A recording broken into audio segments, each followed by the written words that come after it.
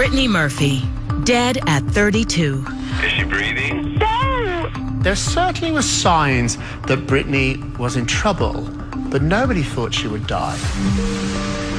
5 months later, her husband is also dead. People were just in shock. It's highly suspicious. Who was the mystery man Brittany married? I think anyone you talk to who did any business with him, the word that everyone uses is shady. That's the word. It's just shady. I think if Brittany had not gotten involved with Simon, she would be around today. These are pictures I took of Brittany. And why did he allow cameras into their home just 3 months after she died? He looked disheveled. He was sweaty. He looked sort of out of it. In the wake of the 2 deaths, a firestorm of speculation. Everyone automatically just said drug overdose. We heard about toxic mold. We heard about prescription drugs. Could it have been mold in the house? Could she have been poisoned? There was a definite murder situation. Tonight, a look at the life and death of Brittany Murphy and the inside story from friends and colleagues who knew the couple. He kept telling me he wanted to kill himself after she died. At one time, Brittany Murphy had it all.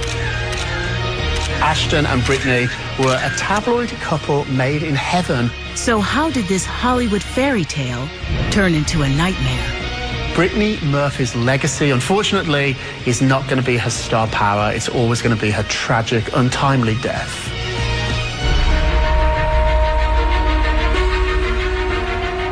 Beyond the headlines, Brittany Murphy.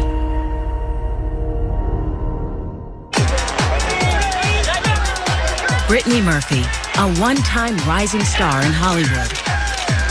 When Brittany was on film, she lit up a room. A darling of the red carpet. What makes anybody a star is not talent, it's it. And she had it. Her death at the age of 32 is stunning. I couldn't move because it just started to sink into my mind that she was dead. Couldn't understand how, what, why. How did it happen? Did she fall? Was she, was she on some sort of medication that made her fall? We had lost someone that used to be America's sweetheart, and it came with very, very little warning. Everyone automatically just said drug overdose. Like, it wasn't even, people didn't even have people telling them it was a drug overdose. Everyone just assumed it. Autopsy results point to several factors. According to the Los Angeles County Coroner's death report, there are 3 different causes listed as her primary cause of death. One was pneumonia, one was iron deficiency anemia, and the other was multiple drug intoxication. The drugs in her system are consistent with over-the-counter and prescription medications. But rumors of drug abuse, rumors that had dogged Brittany through much of her career, refused to go away. There was a lot in the press, oh, she was on drugs, or she was, taking all these drugs, and oh, she was doing this and this and this, and it wasn't true. Brittany was very against drugs. When her husband Simon Monjack dies 5 months later in the same house, the speculation and rumors that followed Brittany's death escalate. After Simon died, the celebrity community exploded in conspiracy theories. It was surreal and sad enough when Brittany died, but then just months later, Simon died in the same house. It just got spooky. It just got really weird, really twisted. Hollywood wondered, had drug abuse been a factor? Could it have been a freak accident or even foul play? It's highly suspicious that Brittany Murphy and her husband died within months of each other of the exact same cause. Some of the questions surround Monjack, who married the twice-engaged actress 2.5 years earlier. They seemed an unlikely couple, and their marriage surprised many.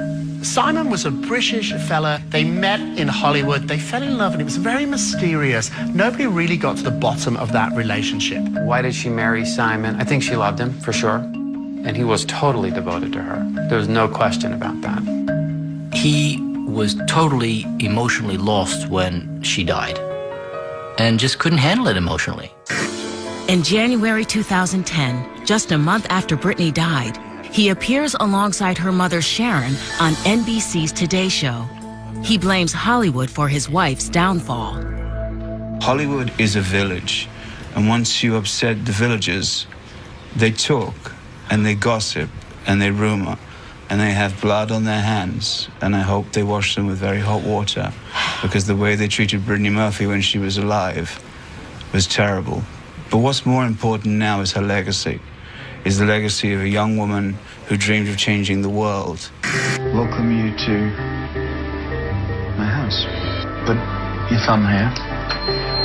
And Then 2 months later, Monjack invites Radar Online's cameras into the home he and Brittany shared, and the unshaven and disheveled widower gives a tour.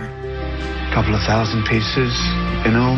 We have, what do we have? Matthew Williamson dresses, but there's just so much of it. Simon gave a very bizarre tour of the house. Here is where the money's made. People never really understood why he did that. This is the camera system. It's actually 56 cameras that cover the house, inside the house, outside the house. He looked disheveled, he was sweaty, he looked sort of out of it. Nobody understood why he was doing this. Yeah, these are pictures I took of Brittany. This was actually the picture that we used as at the funeral, framed by the funeral home in the sort of final bow. He clearly was in a very, very dark place in his life. Along with the tour, Monjack sits for an interview where he explains his motivation. You know, and I'm sure people are going to say I'm doing this interview for attention. Not really, you know. I've had enough attention. I'm doing this interview because there needs to be a record of the truth. I think Simon felt he could not live without her, or did not want to live without her.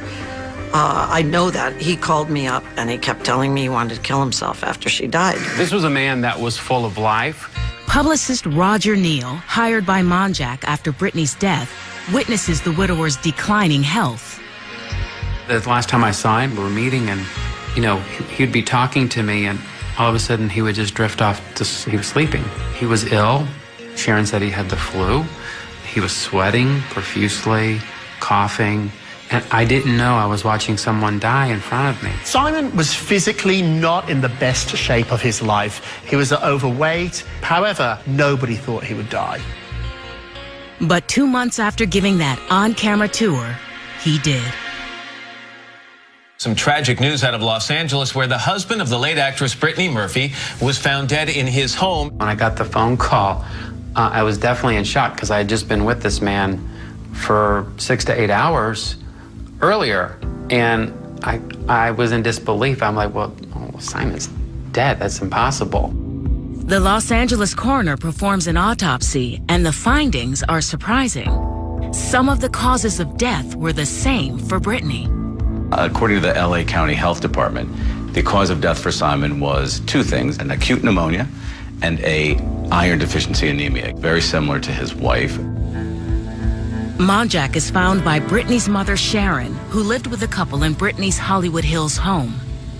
It's hard to comprehend losing a daughter and a son-in-law so quickly, so fast, so unexpectedly. So she's obviously devastated. She loved him like a son. He loved her like a mother. She's distraught, but she's strong at the same time. Sharon was just starting to get to the place where she could properly mourn when Simon passed. She was reliving her nightmare all over again. She just said to me, I feel like the Band-Aid's just been ripped off and I'm not even healed yet. She goes, I can't take it. She was just beside herself. I know her mother is probably still struggling. She has to be. This was just a tragedy on top of another tragedy. If my child died like that, I don't know what I'd do. I mean, that's just horrifying. I don't know how many people could handle that kind of loss of those kind of close people to you in that short amount of time. Coming up, Brittany's grieving mother searches for answers, while her father makes an unexpected claim. Her father made people very nervous. And later. It wasn't long after Brittany started losing weight, the cocaine rumors started. Now, this happens to almost every actress in Hollywood. If they start losing weight, either it's drugs or an eating disorder.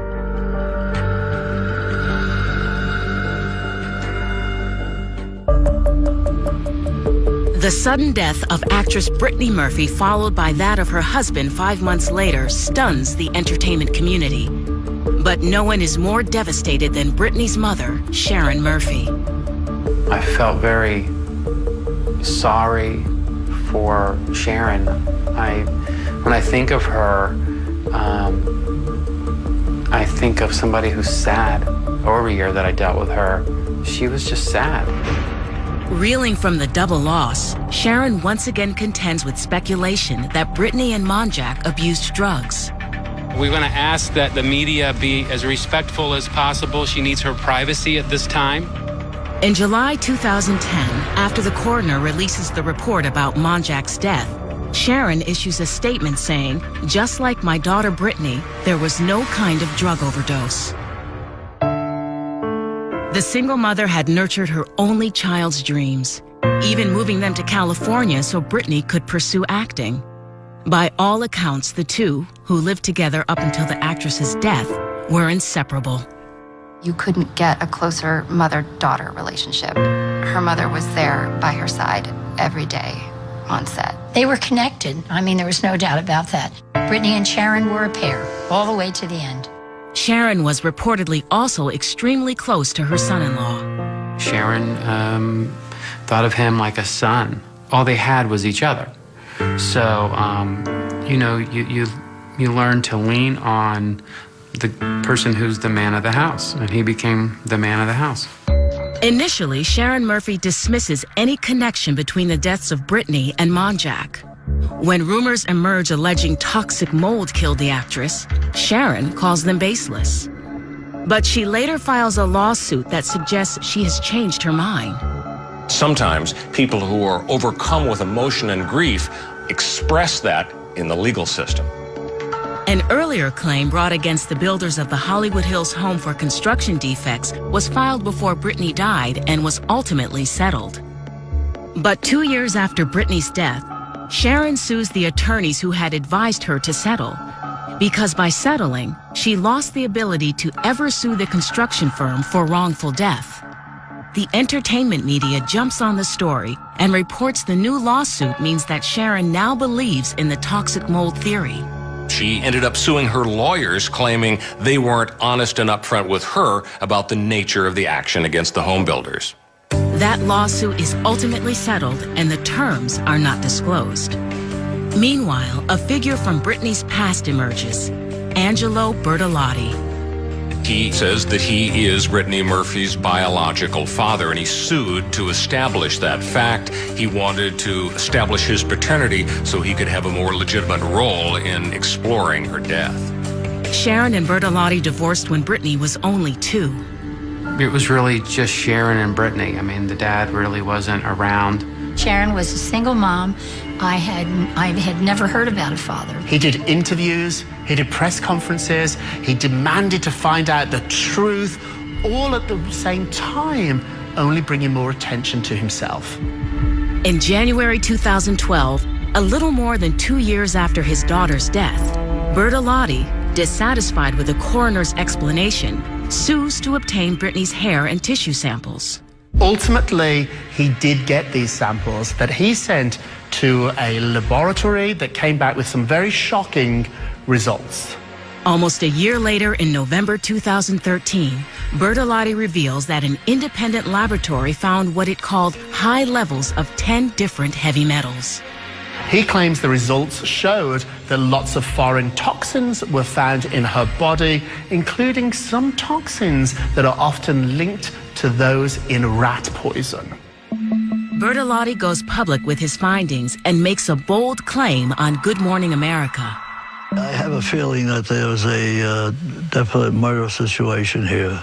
Yeah, it's poison, yes, I know that. He intimated she was poisoned on purpose. Her father made people very nervous.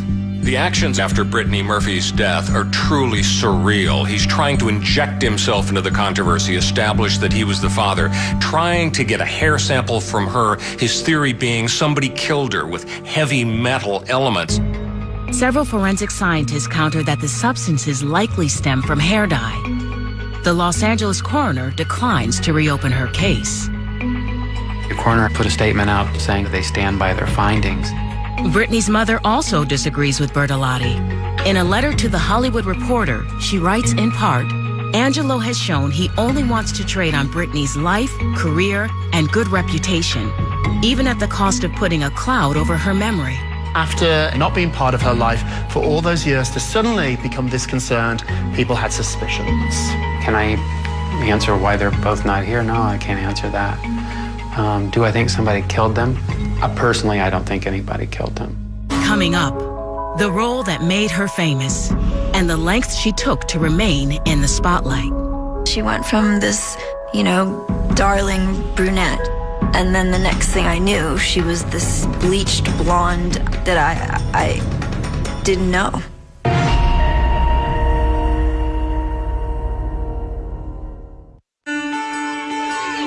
Far from the bright lights of Hollywood, Brittany Murphy grows up more than 2,500 miles away in Edison, New Jersey, where she lives with her mother, Sharon.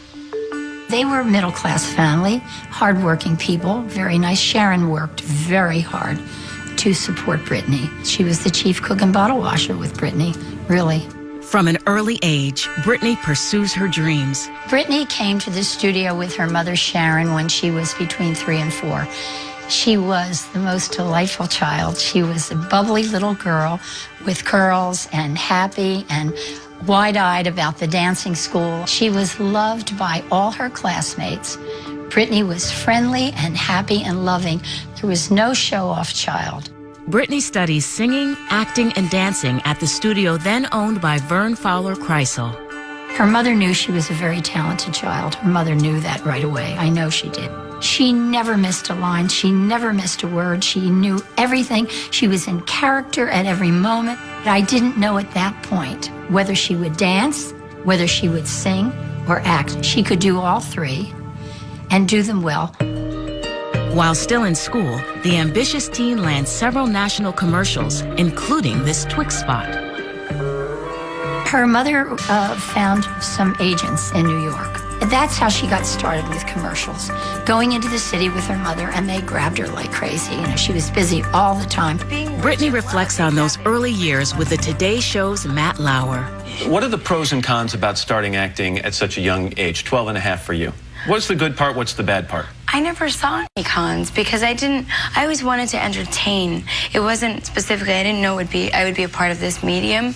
And I feel really blessed in, the route that life has taken me so far. But I loved entertaining people, and the fact that then I was able to do it. I'd been asking, my mom, we lived in New Jersey, to bring me into Manhattan when I found out that there was a place to go where you could be on TV, since I was 7. I never heard Brittany say, I want to be a star, or I want to be a movie star, but I really think she did. Seeking bigger opportunities, Brittany persuades her mother, Sharon, to move to California. Quickly, Brittany's spunky charm brings small roles on TV sitcoms. When Brittany first started getting roles in Hollywood, it was a lot of TV work. She did a show called Drexel's Class. She did Sister to Sister. She did Party of Five. A lot of, one-offs. But Brittany gets her big break when she auditions for an upcoming teen comedy. She is cast alongside another relatively unknown actress, Alicia Silverstone, in the movie that would be Clueless. Brittany's breakout role was definitely Clueless. It's about teenagers overcoming insecurities. And Brittany plays Ty, a girl from New Jersey who moves to Beverly Hills and is adopted by alpha girls played by Silverstone and Stacey Dash. See, my mission is clear. Would you look at that girl? She is so adorably clueless. We were popular girls. We had opinions. We helped Brittany Murphy's character, Ty, because she was the new girl at school and she was lost. So we did a makeover. Brittany on set was very funny, lighthearted. She was just, full of energy. Sometimes you had to think, okay, could you just calm down a minute, just relax. The movie is a critical and financial hit. Brittany's reviews are strong, but it is Silverstone who is the breakout star. I mean, this was a movie that was so huge. Everyone was talking about it. It made globs of money. It instantly established her as a gifted comedienne. She was light, she was funny, she had the ability to be self-mocking, but she also projected a vivid sense of being troubled in a light and funny way. That troubled quality is apparent in her next big role in Girl Interrupted. She plays a patient in a psychiatric hospital opposite on-screen heavyweights Winona Ryder and Angelina Jolie.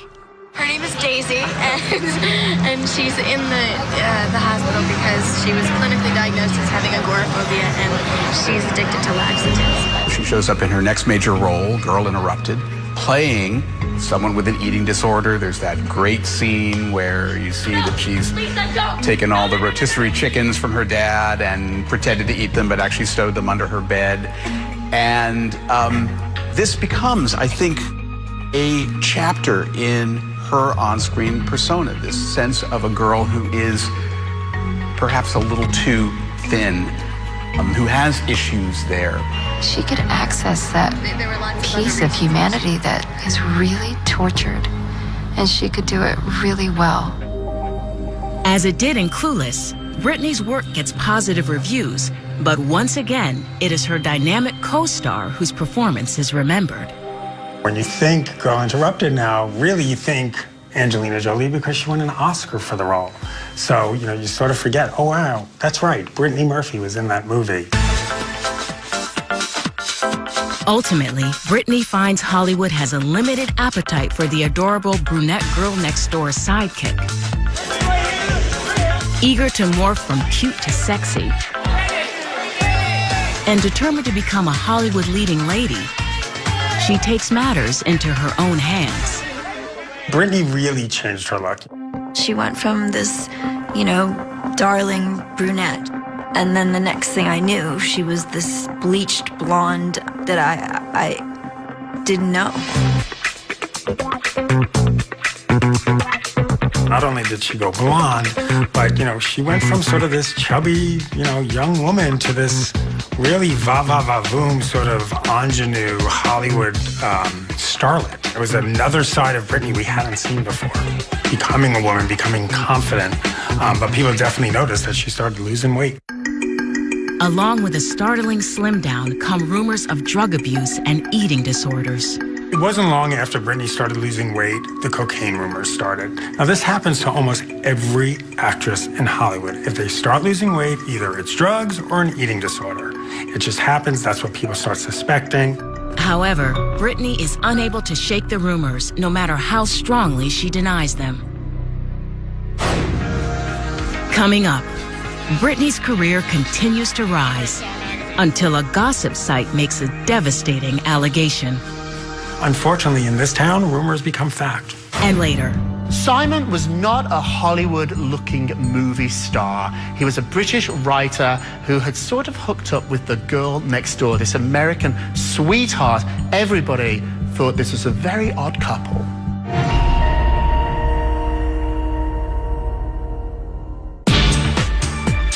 Brittany Murphy arrives in Hollywood with dreams of stardom. Her breakout role in Clueless puts her career on the fast track. Now, determined to move beyond the cute ingenue to sexy leading lady, she dyes her hair, changes her wardrobe, and pursues bigger roles. Her next part in the 2002 hit 8 Mile cements her reputation as a dramatic actress. 8 Mile, I think, is far and away Brittany Murphy's best movie and her best performance. Her performance earns critical praise, but once again, it is her co-star, rapper Eminem, who has people talking. She got a lot of attention, but again, like many of her other projects, it was a supporting role. So when people think 8 Mile, they think Eminem. How was he as an actor? Extraordinary. See the film. Oh my Lord. And do you think he's extraordinary because he's playing a role that's so close to his life? I think he could play any role he wanted to if he decided to. I have a wealth of faith in him as far as his talent is concerned. I find the man is a genius. On-screen chemistry with Eminem leads to rumors of an off-screen romance. You two had a relationship for a short time, I understand. Yeah, that's what they're saying, huh? Yeah. They said that. Well, you said that too, didn't you? They said that. No, they said it, and then I responded. But not anymore, because I see rings on your finger there. And Yes, this is for a film called Just Married. So it has nothing to do with a guy? January 10th. It's a promotional plug. And I fell for it. Promotional plug or not, her next leading man in the 2003 comedy Just Married also becomes her leading man off-screen, Ashton Kutcher. These two, Ashton and Brittany, were a tabloid couple made in heaven for how cute they looked together. However, the relationship ends in less than a year. She loved being in relationships. When Ashton, which was her first, high-profile relationship ended, it broke her heart. Despite some setbacks on the personal front, Brittany's professional life continues to thrive. In 2003, she co-stars with 10-year-old Dakota Fanning in Uptown Girls. This is the first time that you're expected to drive the movie. Geez. I suppose so, if you say it like that. Well, no, but it's an important thing, and I'm curious, what made you choose this role, then, as kind of your coming out party? I didn't really intend it to be a coming out party, and I intended to make a film that basically the entire family could see that was full of a ton of heart. And when I read the script and the offer came in, it was just, it was as if there was pixie dust sprinkled all over it. It was magical, and it was funny and charming, yet still had romance. Brittany earns $1 million paycheck for Uptown Girls. This was a lot of money for someone like Brittany. This wasn't someone who came from money. Now that Brittany is making real movie star money, she buys a real movie star house. It was built by Madonna. Madonna sold it to Justin Timberlake and Britney Spears, and Justin and Brittany sold it to Brittany Murphy. Just really a beautiful place. Definitely a star home. Brittany and her mother Sharon move into the Hollywood Hills home together.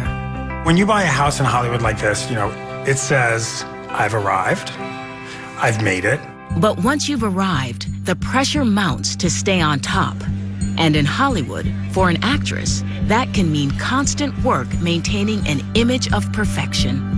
I think there is absolutely too much pressure to be even thinner on set, and that there's always a part of your body that could be improved upon. When you feel like your career is slowing, you think, okay, am I not thin enough? Am I not pretty enough?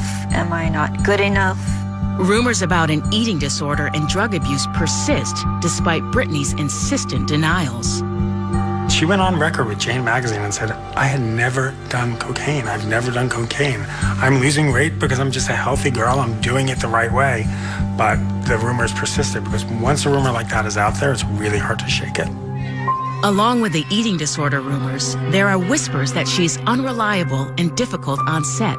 Rumors that her friend and body double, Meredith Zeeley Ostro, strenuously denies. I really didn't understand when people would say, oh, Brittany, and I'd be like, what, oh, Brittany? She showed up every day, whether she was sick or not. She really wanted to give herself fully to whatever production she was on. That was my experience of her on set. Still, the rumors continue, and Brittany's reputation hits bottom, thanks to a blind item on a gossip site about an actress called Jordache Junkie. There was a blind item about a Jordache model who had been having sex with somebody at a party. Blind items are terribly, terribly damaging. They have everybody guessing who the celebrity is. The New York Post points to Brittany, who recently became the new face of Jordache jeans. All this certainly took its toll. She suddenly became no longer an actress, she became a punching bag, she became a tabloid baby. Brittany denies the allegations, and the New York Post issues a retraction. But it's too late. These rumors just it's just a snowball effect. Even if that starting rumor's not true, and it just keeps building and building and building, unfortunately in this town, rumors become fact. Several weeks after the Jordache Junkie blind item, she and her long-term agency split. Did they part ways? Did the agent fire Brittany? Again, rumors, speculation. Her personal life also spirals down.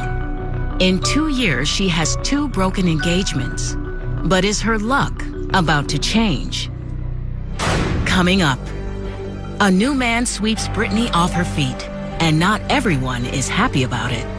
I think anyone you talk to who did any business with him, the word that everyone uses is shady. It's just shady.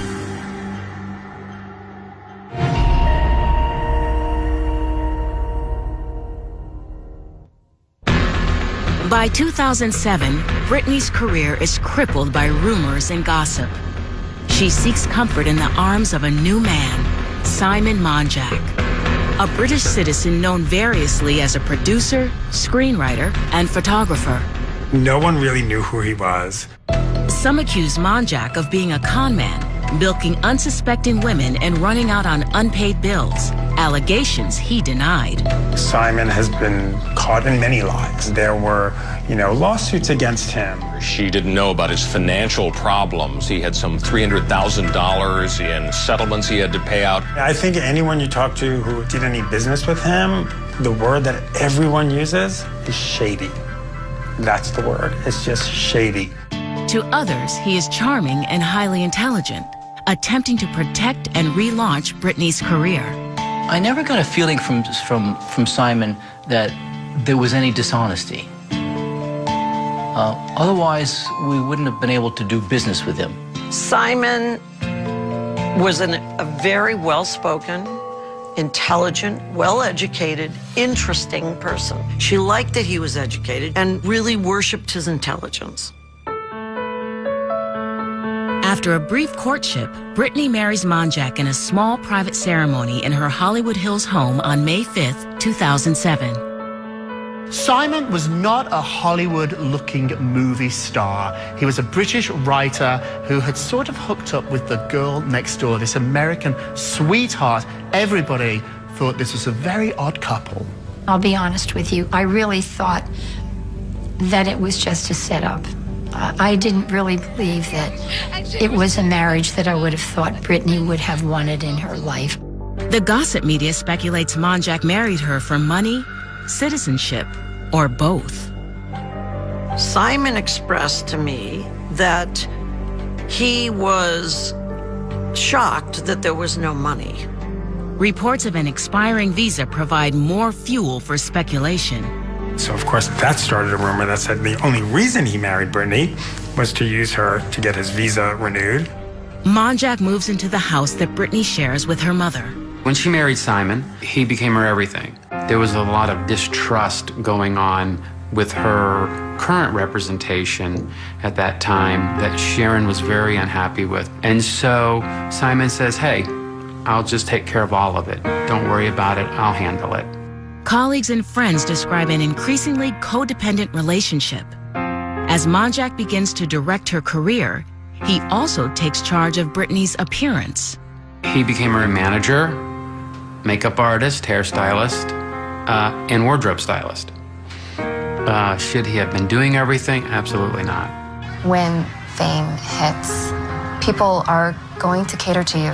Sometimes great people, sometimes not so great people. They weren't good for each other emotionally, even though they loved each other. Martha Coolidge casts Brittany as the lead in the Lifetime movie Tribute. I always felt that Brittany was a very interesting, very natural, very surprising actress. She was really happy when she worked. She was so fun, playful, and would be filled with lots of ideas, and she was very alive. Monjack is by Brittany's side on location in New Orleans. What I discovered later is that it was Simon whose health was in question, and she was very worried about him. I think he was on pain medication. According to them, he had had a very bad fall a year earlier, and that had really hurt his back. He'd be sharp, and then another day he'd be in a haze.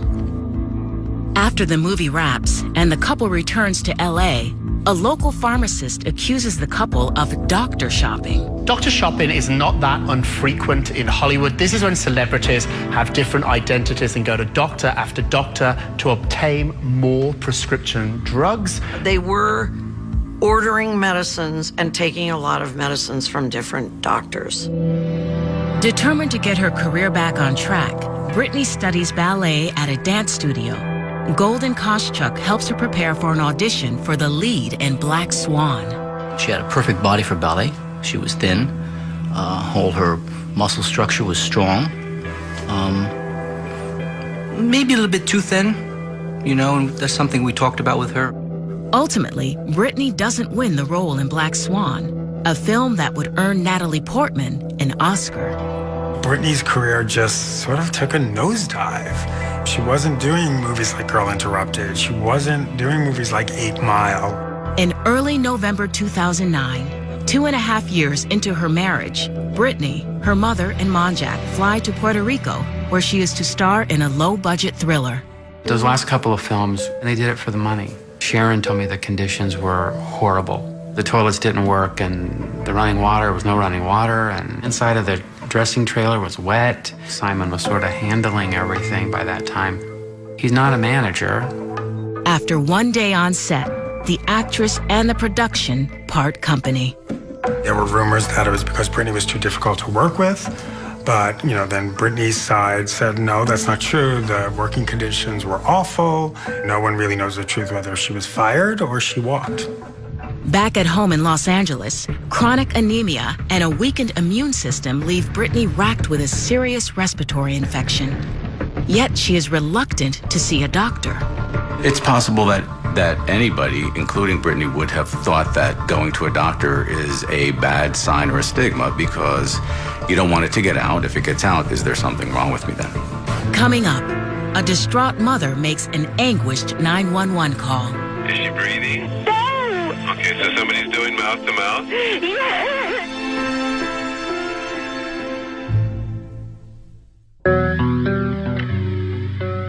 Just before Christmas 2009, back in Los Angeles, Brittany and her husband Simon Monjack have both been struggling with an illness picked up on the failed shoot in Puerto Rico. They just were not very well, the two of them. The last time I saw her, she was in the dance studio doing class. And she was actually quite depressed. And we had to stop classes and rehearsals for what we were working on to calm her down. Whatever her state of mind in private, Brittany is able to put on a good face for the public. Okay, so first of all, you look amazing tonight. Thank you. At a red carpet event, December 3rd, Brittany describes her dreams for the future to access Hollywood. Her goal? Starting a family. New Year's is around the corner. Any fun resolutions for the new year or any fun plans? I would love to be in a snowy, cold climate. A snowy, cold climate. Okay, For the holiday season. Okay. That's a goal. That's a goal, okay. As far as having a New Year's resolution, I'd love to have a child next year. She was going to have a family. Being an actress was important to her. Having a family was just as important. But just a week before Christmas, the 32-year-old actress is bedridden with a respiratory infection. She agrees to see a doctor, but it is an appointment she will never keep. On the morning of December 20th, Brittany was found by her mother in her bathroom. An anguished Sharon Murphy calls 911. My son is passed out. They're doing mouth to mouth. Please get here quick, okay, please. okay. All right, is she awake? Please, no. Is she breathing? No. Okay, so somebody's doing mouth to mouth? Yes. Okay. But Brittany cannot be revived. They saw them come round the corner of the house with her on a gurney, and there was one fireman trying to resuscitate her. Actress Brittany Murphy died today, apparently of cardiac arrest after being found unconscious. When I heard Brittany had died, the wind left my chest. I think everyone was just heartbroken. She had the best spirit, and she was like a bright light. Less than 3 weeks earlier, she had spoken about spending the holidays in a snowy place. Instead, on Christmas Eve, she is lowered into the ground. According to Sharon, the funeral was beautiful. She said she looked, you know, like an angel lying there. A month later, when Sharon appears on the Today Show alongside Brittany's widower, she denies Brittany ever did drugs, citing a heart condition. She was diagnosed with a heart murmur when she was a young teenager, and she was terrified of anything happening to her. She never did any drugs, ever. The bottom line is if she'd done cocaine, she'd be dead in a second. Then, 5 months after Brittany dies, Monjack is also dead. Years later, people still speculate about what happened. We heard about toxic mold, we heard about prescription drugs, we heard about toxins. This is a mystery that has never quite been solved. What happened to Brittany? Why all of a sudden did her life just go down? Was she consumed by the Hollywood machine? She was a person of great imagination and of great sensitivity, but she got wrapped up in a life that wasn't good for her. Was the pressure to succeed too much for her to bear? I really believe it was her own demon inside, of her wanting to be something that she could not be. Did she marry the wrong man? I think if Brittany had not gotten involved with Simon, she would be around today. Whatever the cause, Brittany's was surely a life cut short. She was too young to leave the earth. She was just starting a great big fat career. It just didn't seem like it was her time to go. In a town familiar with tragic tales, the rise and untimely fall of this Hollywood golden girl still has people wondering. It's not her acting skills that she's ultimately going to be remembered by. It's her untimely and somewhat puzzling death.